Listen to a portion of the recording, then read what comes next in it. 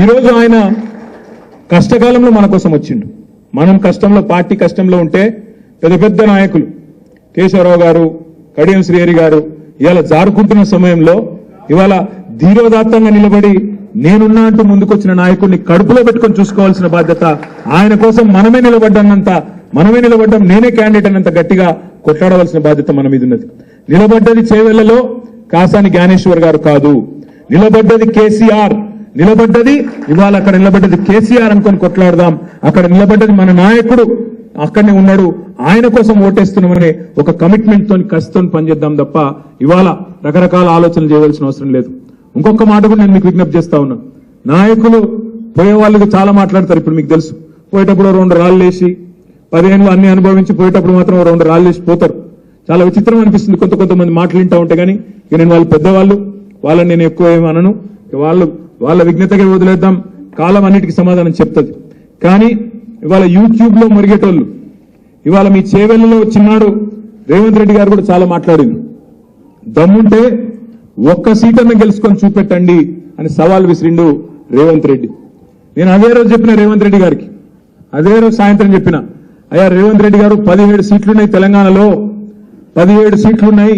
నువ్వు అంటున్నావు కదా ఒక్క సీటన్న గెలుచుకోమంటున్నావు కదా, ఆ ఒక్క సీటు అక్కడ ఇక్కడ ఎందుకు?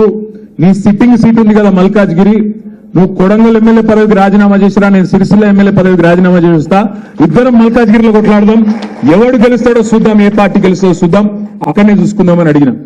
దానికి ఇంతవరకు సమాధానం లేదు, ఇప్పటివరకు మాట్లాడే పరిస్థితి లేదు. ఆయన సిట్టింగ్ సీటు గెలవలేడట, కానీ ఆయననట మొత్తం గెలుస్తాడంట, ఆయన మొత్తం రాష్ట్రం అంతా ఊడ్చి పారేస్తాడంట. కేసీఆర్ ను 100 మీటర్ల లోపల బొంద పెడతా, 100 ఫీట్ల లోపల బొంద పెడతా అని డైలాగులు కొడతా ఉన్నాడు. ఆయన మాట్లాడే మాటలు, ఆయన భాష, ముఖ్యమంత్రి అయినాక కూడా ఆయన చేస్తున్న విమర్శలు, రోత మాటలు, నిజంగా రోత ముట్టించే విధంగా మాట్లాడుతూ ఉన్నాడు. ఏమంటాడు ఆయన? కొడగల్లారా, నా కొడగల్లారా, చీరేస్తా, మెడల పేగులు వేసుకుంటా అంటాడు. ముఖ్యమంత్రి అంటే కూడా మెడల పేగులు వేసుకొని తిరుగుతాడే, మెడల పేగులు వేసుకుంటాడు. పోటీ కొట్టేటోను ఆయన ముఖ్యమంత్రి, పోటీ కొట్టేటోను నాకు అర్థం కాదు. మెడల పేగులు వేసుకొని తిరుగుతా అంటాడు. ఇంకో మాట అంటాడు, జేబుల కత్తెర పెట్టుకొని తిరుగుతున్నా, జేబుల కత్తెర పెట్టుకొని ఎవరు తిరుగుతాడే? జేబు దొంగలు తిరుగుతారు.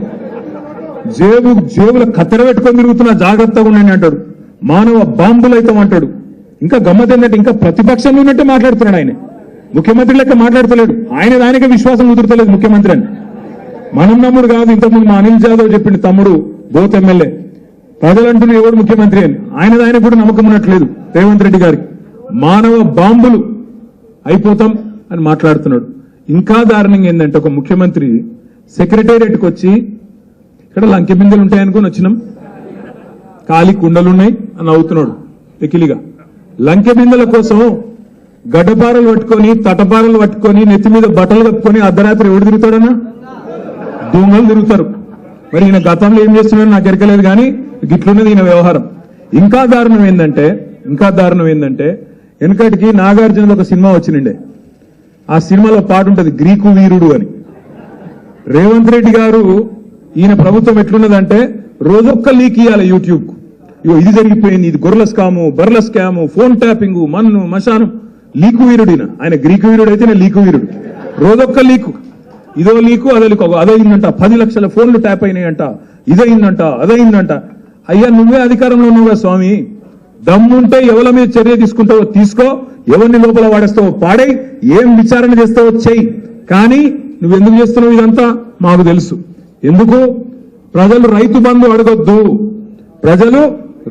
అడగొద్దు, కరెంట్ ఏమైందని అడగొద్దు, కింటాల్కు 500 బోనస్ అన్నావు అదేమైందని అడగొద్దు, 2 లక్షల రుణమాఫీ ఏమైందని అడగొద్దు, ఆడపిల్లలు 2500 రూపాయలు ఏమైందని అడగొద్దు, ముసలోళ్ళు 4000 రూపాయలు ఏమైందని అడగొద్దు. మళ్ళీ అడగద్దంటే ఏం చేయాలి? రోజొక్క స్కామ్ బయటికి తేవాలి, రోజొక్క ఫోన్ ట్యాపింగ్ అయిందని బిల్డప్ ఇవ్వాలి, యూట్యూబ్ ఓనికి పైసలు ఇవ్వాలి.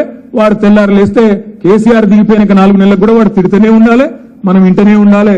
వాడు తిట్టడానికి తిట్టిన ఆనందం, వినడానికి ఇన్న ఆనందం. గిది జరుగుతున్నది. ఏంటంటే తిట్టిపిచ్చే కార్యక్రమం, గోల్మాల్ చేసే కార్యక్రమం. 6 గ్యారంటీలు పోయినాయి, 6 గారడీలు మొదలైనవి. 6 గారడీలు ఏంటి? కాళేశ్వరం స్కామ్ అంటాడు ఒకరోజు, ఇంకో రోజు ఫోన్ ట్యాపింగ్ అంటాడు, ఇంకో రోజు గొర్రెల స్కామ్ అంటాడు, ఇంకో రోజు బర్రెల స్కామ్ అంటాడు.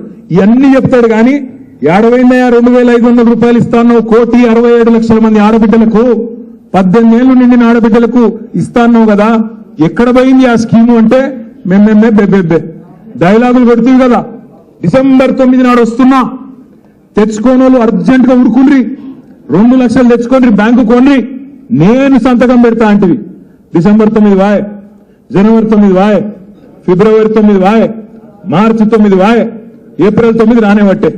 ఏమైందా రేవంత్ రెడ్డి అంటే, అగో మేము ఇప్పుడే కూర్చున్నాం సీట్లు అప్పుడే అడుగుతారా అని మళ్ళా ఓదికు బెదిరింపులు. మేము చెప్పినామా డేట్ మనం చెప్పినామా? డిసెంబర్ 9 రుణమాఫీ చేస్తా అన్నాడు ఎవడు?